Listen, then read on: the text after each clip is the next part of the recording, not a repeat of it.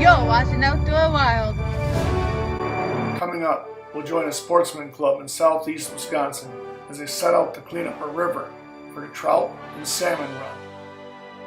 But first, let's take a look at this piece of work from the Conservation Federation of Missouri as we learn about Spence Turner, a man with a life well cast.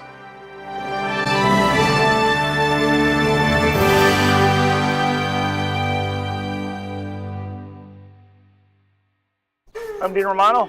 It's time for Outdoor Wild.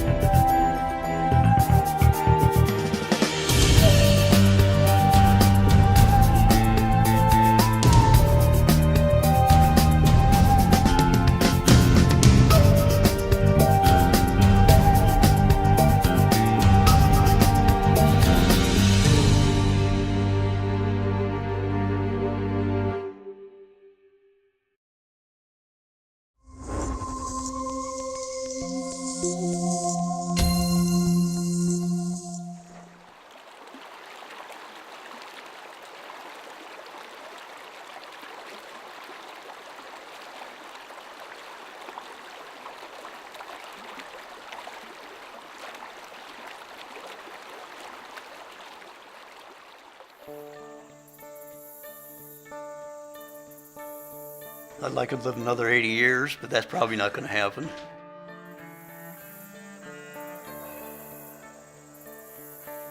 I'm proud of what I did, but life moves on and I'm moving on.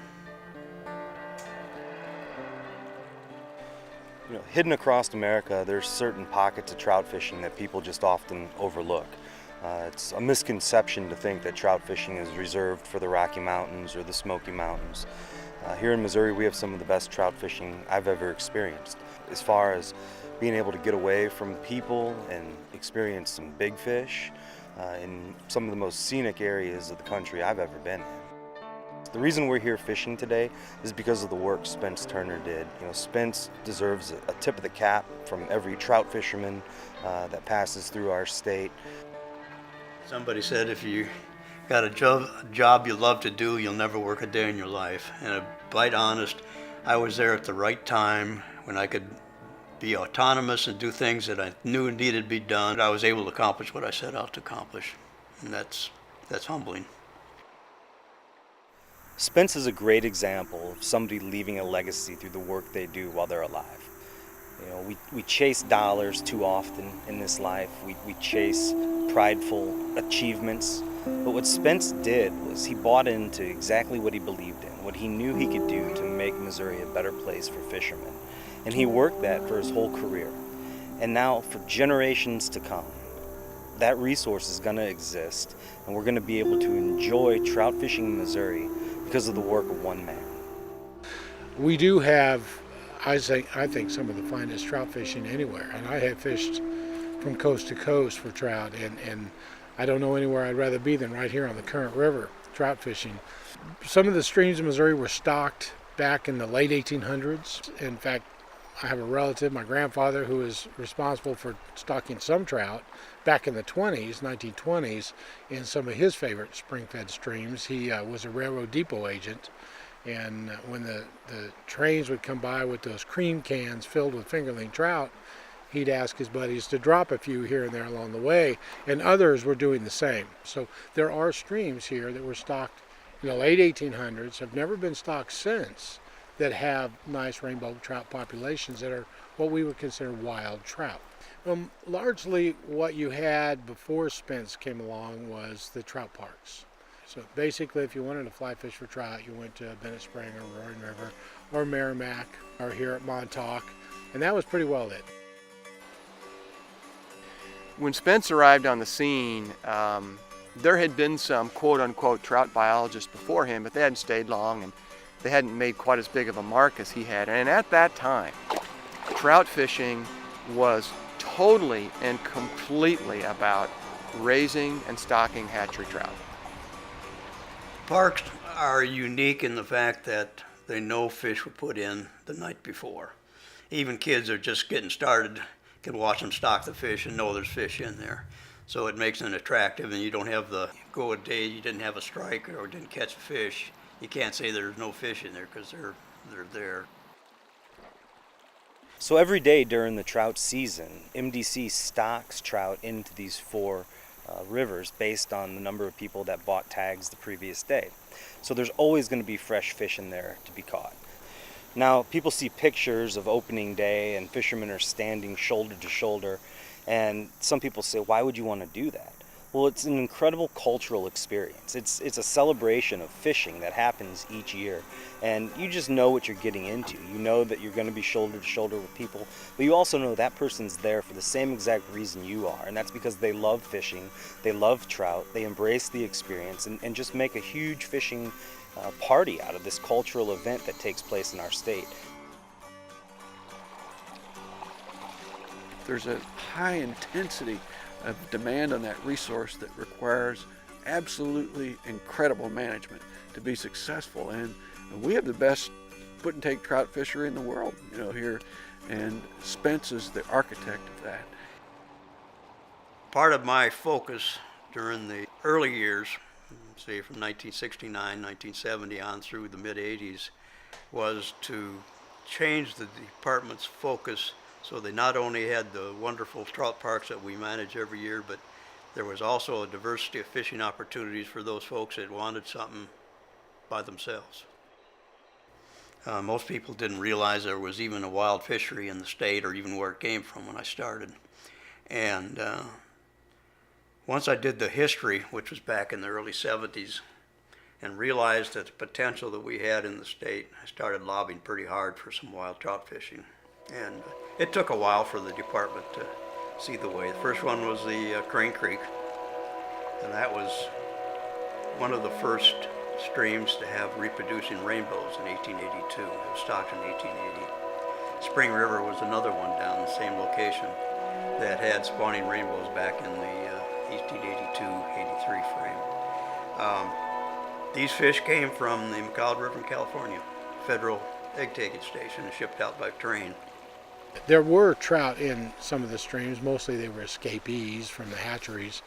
But he started doing a lot of thermograph studies and trying to determine which streams could hold fish.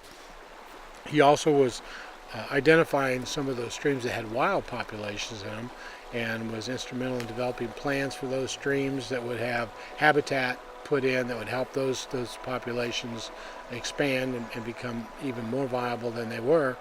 And again, just like being here on the Current River below the park, for the next 7 miles we have a managed trout area that basically didn't exist before that time. So he really brought trout fishing in a wholesale way to the state of Missouri. It's a good one. When Spence Turner showed up in 1969 and went to work on our trout program, he started rediscovering these remnant populations of wild trout and found where they actually were living and thriving in certain environments. Then he went out and started replicating those environments in some of our bigger waters, and because of that, we have a wild trout fishery in Missouri today. Those rivers are extremely popular. You're talking about the Current, you're talking about the Merrimack, you're talking about the North Fork, you're talking about the 11 Point. North Fork of the White River is Missouri's answer to western trout fishing. It's got probably the best rainbow trout fishery in the state, both small fish and trophy fish. If you want a western trout fishery, you like to dry fly fish, or you like to streamer fish, or you like to fish for big fish, North Fork is a place to go. And then we had Taneycomo. Taneycomo was the largest fishery in the state, particularly Shepherd of the Hills hatchery. And I believed at that time, and still do, that the potential for a world record is actually in Taneycomo. Taneycomo is one of the great tailwaters in America. It's called Lake Taneycomo because it's sandwiched between two dams, but it looks and functions exactly like a 22-mile stretch of river. Spence was very instrumental in the creation of the trout fishery at Taneycomo. These fish don't just happen. There's the science behind it. There's a ton of work that goes behind it, and Spence was really the maestro of all of that. At one time, a fish was found floating dead in Taneycomo that would have broke the world record, but it was 40 pounds plus, and to not think there's another one in the depths of Taneycomo like that, I think would be foolish. I agree with Spence in his assessment that there's likely a world record brown trout living in Taneycomo today. Probably the biggest job any biologist has, and most of them never realize it till they've been in for a long time, is communication.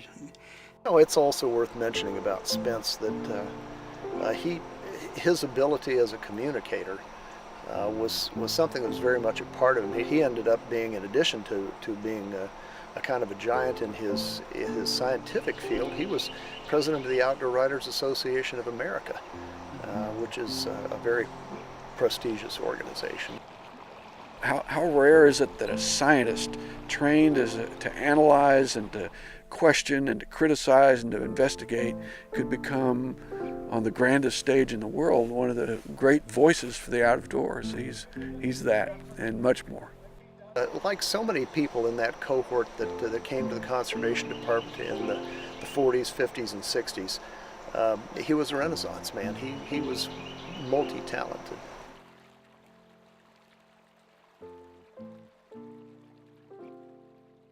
I've really not thought of it that way much. Like everything else, all of us are going to end our lifetime at some point in time, and unfortunately I'm closer than I would like to realize that. So cancer's affected me personally quite a bit, and now to see Spence fighting cancer and knowing the battle that he's going through and being able to reflect back on his life at this point and knowing that he made a difference. I mean, he has left a legacy in Missouri for all of us.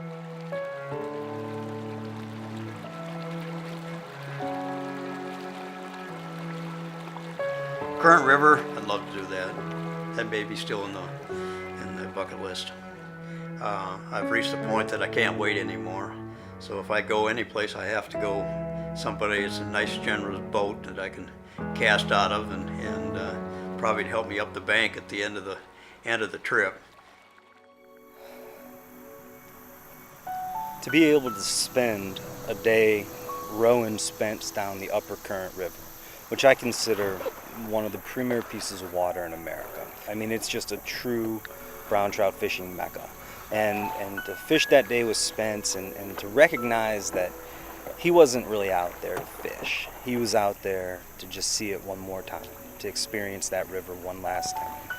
And we didn't talk a whole lot. He just floated and soaked it in. And, you know, it was his goodbye trip to something that meant so much to him over the years.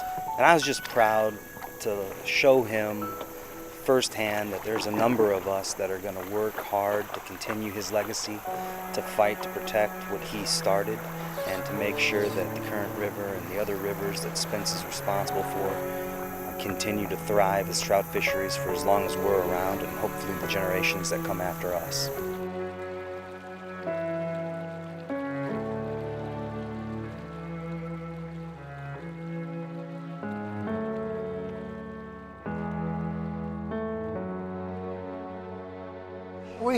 We have a multitude of opportunities and a lot of really high quality trout fishing. We owe all of that to Spence Turner.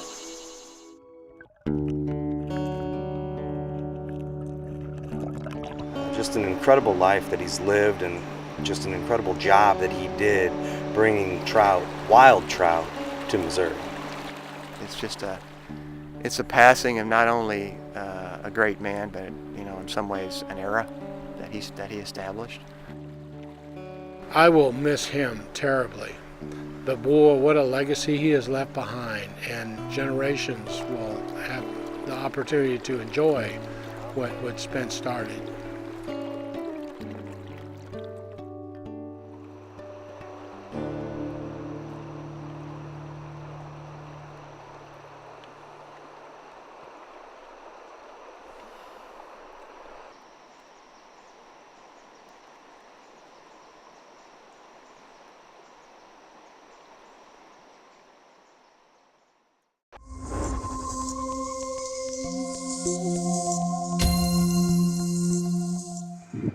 Okay, we're going to be taking a look at a group of sportsmen here with the Kenosha Sports Fishing Conservation Association Club here in southeast Wisconsin.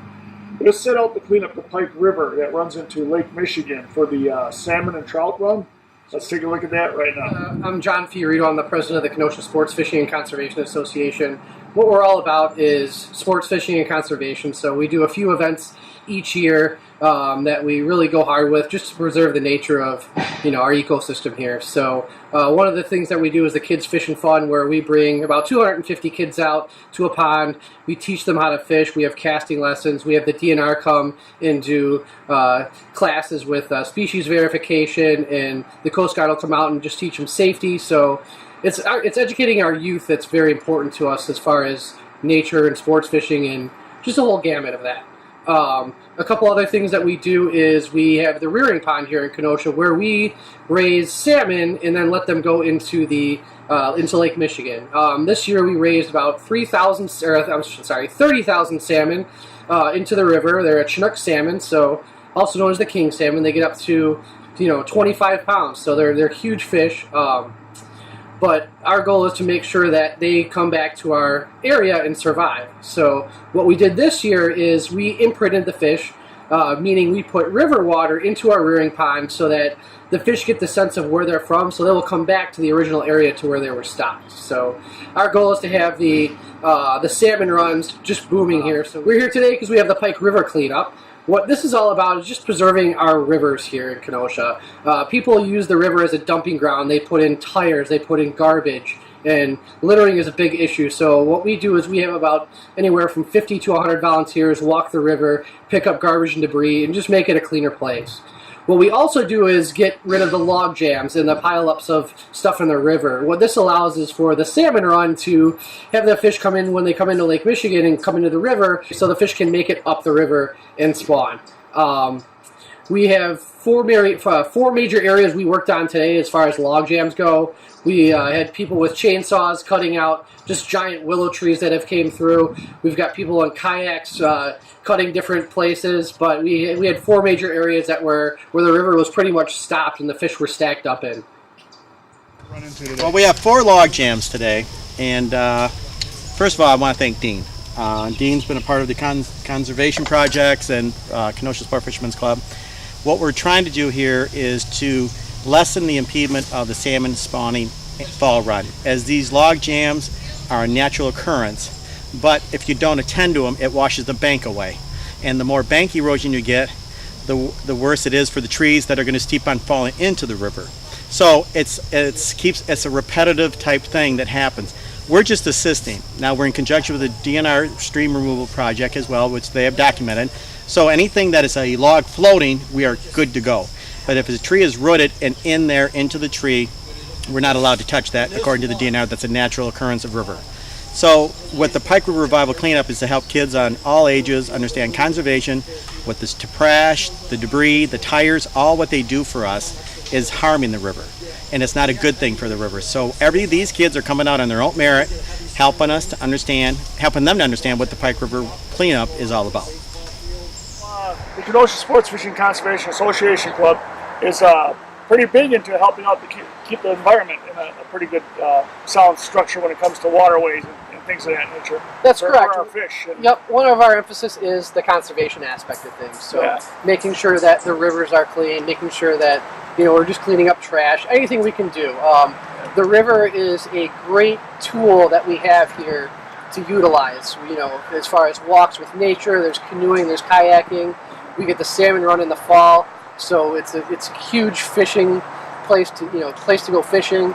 The trout come in, so I mean there's uses all season for the river. So it's a pristine place, so we want to make sure we keep it that way. Yeah, this river runs a long way here in this area of southeast Wisconsin and dumps into Lake Michigan for the salmon. I mean, the salmon migrate down the river. I mean, the trout do. They come down the river and back up every year, and salmon as well. The salmon work their way upstream here. Yeah, there's a few different species that we will see in the rivers, and they happen at different times. You'll have brown trout come in the river. You'll have rainbow trout, also known as steelhead trout. Right. And about this time now, the Chinook salmon are coming into the rivers. So it's a great place to fish. It's a great thing we have here. It's beautiful, and we want to keep it that way. Right, and I know that there will be fishermen down at the harbor fishing out of Lake Michigan, and them fish that they're fishing for are making their way back this way, as many of them that can. Correct. Yes. Yes. Yep. You'll find them in any of the harbors right now. Okay. There'll be fishermen fishing all day and all night. So one thing we do have is there's actually a certain season in the river to where you can't fish it. So we coordinate also with the DNR. We do what's called a river patrol. So there'll be fishermen that come out and unfortunately don't obey the rules, and they'll fish in the rivers past dark, which is not allowed. So we'll have members of our organization walk the rivers to make sure that no one's poaching the salmon, because it's a big problem we have around here. Well, I was unaware of that, because I know that we're here in Wisconsin, we're doing pretty good, I think, with our conservation management. And I know that there's poaching everywhere, and whether it's fishing illegally or hunting illegally or whatever. But there's, as far as sportsmen go, we have to do quite a bit to keep this stuff preserved and going well. Mm-hmm. And I was unaware that we had a lot of that going on with the fishing for the salmon in the river. I didn't know that at night. So. It is a big problem. It is. Okay. Interesting. Especially with the salmon, their eggs are coveted by certain people. Okay. So they'll come, and what they'll do is they'll net a fish, or they'll catch them. They'll cut their bellies open, take the eggs, and just throw the fish in the water. Oh wow! Which is a big problem. Yeah. That's a shame that happens. I know you guys did plant around 30,000 fingerlings. You were saying. Yep. Like this year we raised 30,000 fish in our rearing pond. Good. It's the deepest well, I believe, in the Midwest right now. So our water is actually from Lake Superior, not Lake Michigan. So it's from that water table. It's that deep. Wonderful. So what happens is the DNR brings us fish to raise. We raise them for about 2 weeks. Okay. And we make sure that we take a lot of data on it also. So we check the water temperature, the pH levels. We'll have students from the local area actually weigh the fish and measure them just to see how they're doing, and then at a certain time we'll release them into Lake Michigan. Wow. And what we're also doing now is imprinting the fish, which we did not do before. So we've got the Lake Superior water in the well, but what we do is we take a hose and we pump river water into the pond. Okay. So what that does is, as they're at a certain point when they're growing up, there's a certain time period where I guess the word would be imprintable, as to where they can sense the chemicals that are in the water and then know to come back to that certain point in the river when they're coming back to spawn. So it's a way for the fish that we release to come back to Kenosha, to where they're able to be enjoyed and able to be caught, and we can use them as a resource. Okay. Now, do you guys get feedback ever on, like, I know alewives have been kind of a problem where they faded out a little bit, which is a source of food for salmon and things like that. Do you guys get feedback on how that things are doing with the change, with the water ecosystem of Lake Michigan? Well, we've had some invasive species that have been changed in the ecosystem. Right. You've got the zebra and quagga mussels in there, which is clearing it up a lot. Right.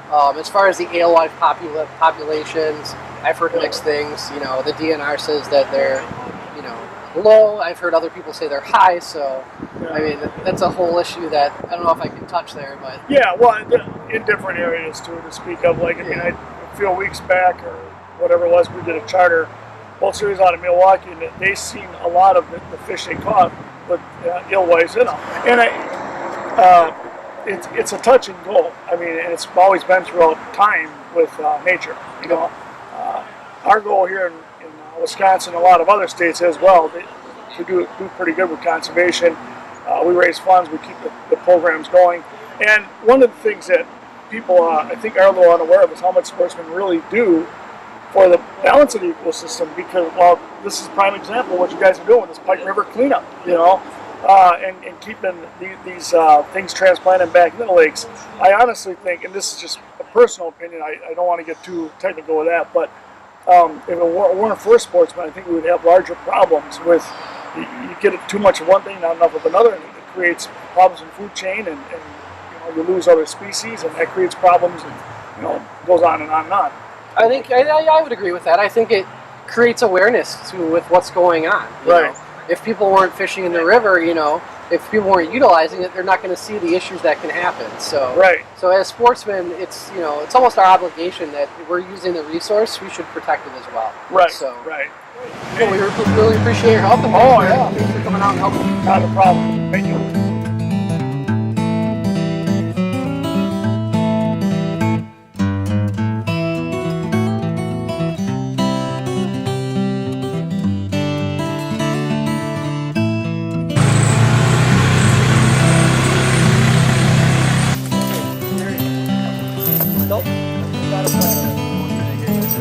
This is a lot of embankment. I can't touch it.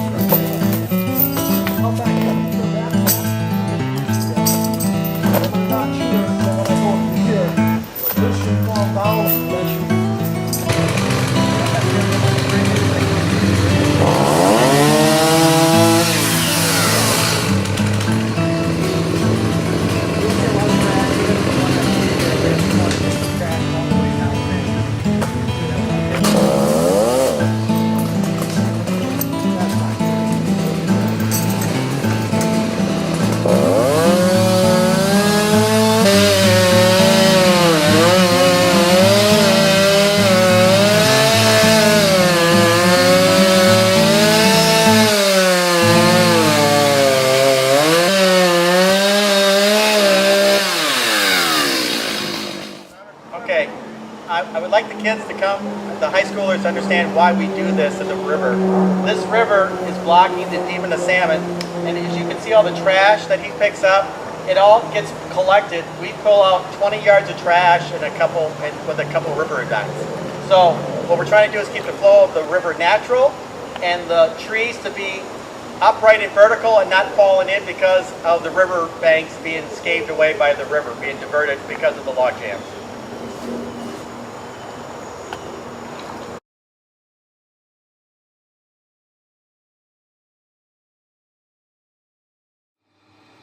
All right, thanks for tuning in. We hope you enjoyed some of what you saw. And try to remember, our planet Earth belongs to all of us. It's up to all of us to get involved to help take care of it.